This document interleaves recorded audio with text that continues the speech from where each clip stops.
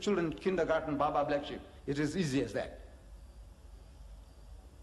Art thou that prophet?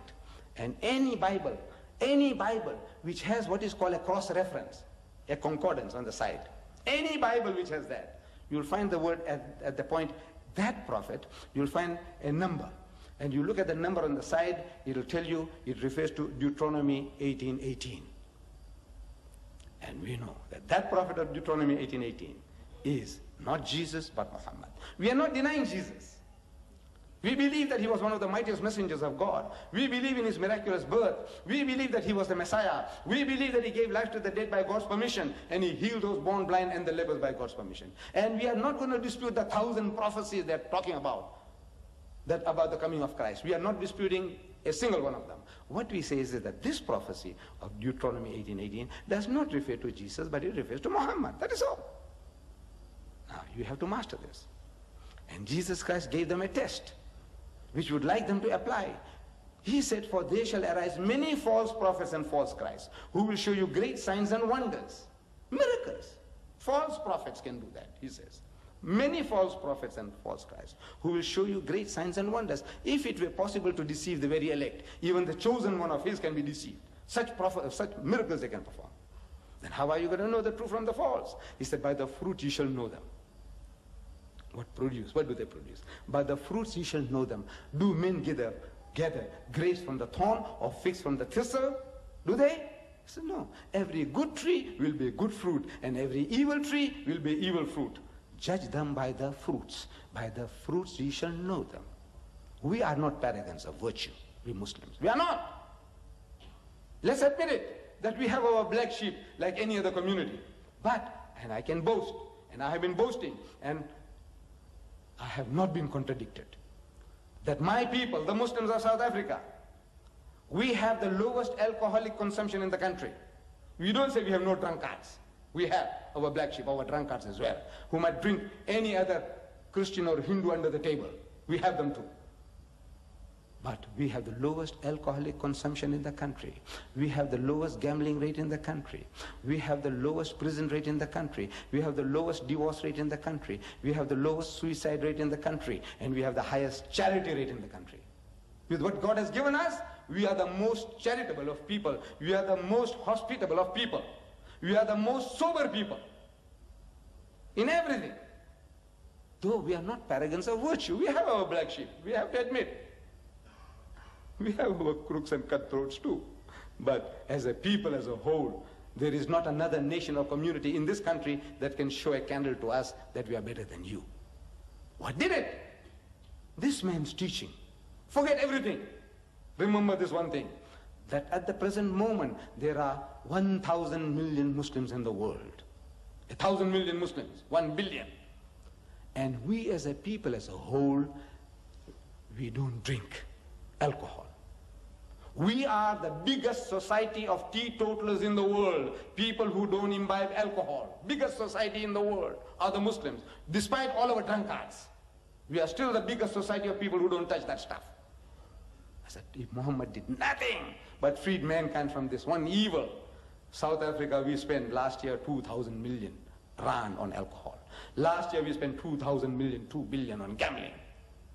Very little of our money went there, I hope. My dear brothers and sisters, we have given you this little booklet. Look, take it home, master these verses, master them, memorize them to such an extent that, you know, you can stand on your head and you can rattle it off. That's the only way to learn, is that if you can stand on your head and rattle it off. Prophet sal ek fahala fawek, eet di middag van hulle broers. So in case you are talking and the guy breaks you in the middle and he takes you off like a shark, you know, you can catch a shark, what happens? He's taking you this way, that way, and you pull it back again and the thing reels again. So same thing happens in a dialogue. You know, while at work, while you're having tea, the discussion starts and the guy takes you off. So what about this and what about Khomeini? We are talking about Deuteronomy 18:18 and he wants to know about Iraq-Iran war. He wants to know about this fellow. I said, so if you have mastered it, you can bring it back. Again, where you left off, it's a suasies. You know, we are discussing suasies. And Excel me word in the mondale. And Excel me word in the mondale. Can you see? So you must master this. You owe it to yourself. And I says, the pleasure and the privilege is ours. Allah has given it to us. لِيُزْهِرَهُ عَلَى الدِّينِ كُلِّهِ. He's given you a deen that is to master, overcome, and supersede them all. وَكَفَى بِاللَّهِ شَهِيدًا. And enough is Allah as a witness to this fact that He's going to make His deen to prevail, with you or without you. It's a privilege Allah has given us that we can serve His deen. We can do the works of the prophets of God and earn a prophet's reward. May Allah be with you. وَآخِرُ دَعْوَانَا الْحَمْدُ لِلَّهِ رَبِّ الْعَالَمِينَ.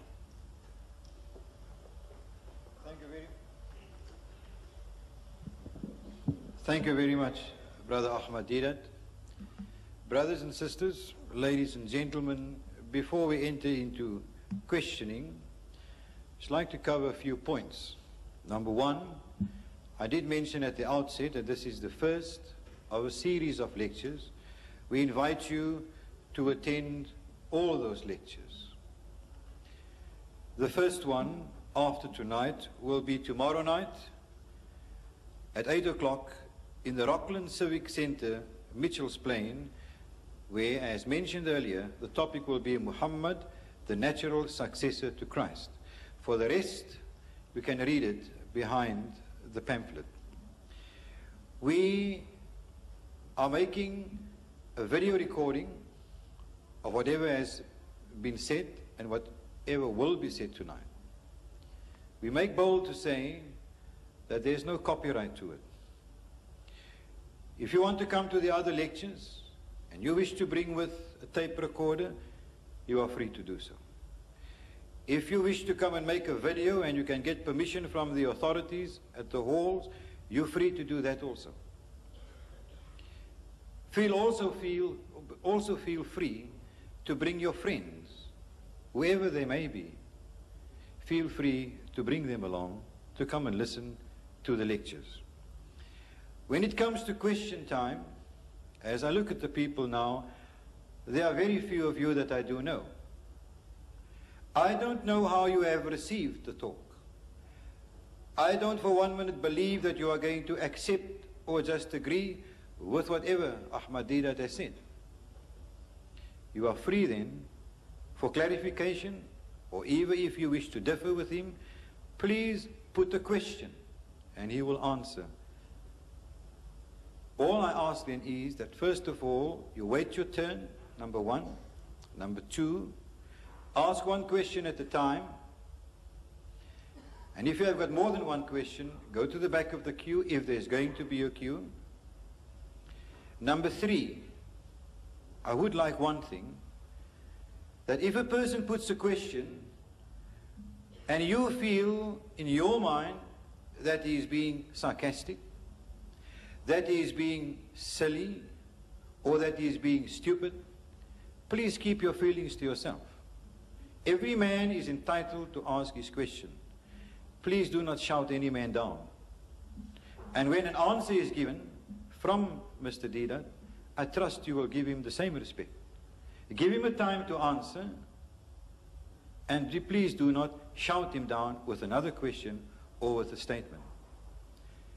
We now invite anybody to come up to the microphone in the passage here and to put any question that he or she may want to ask.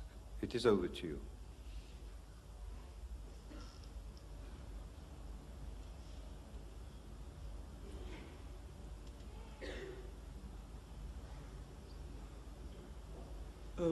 Good evening, all of you.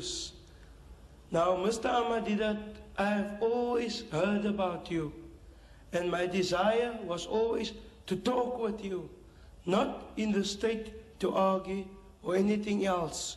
And I don't want to make excuses, because why, that's not the thing. I have heard you were talking about dominis. Now, I also want to say something about this, then I'm going over to my questions.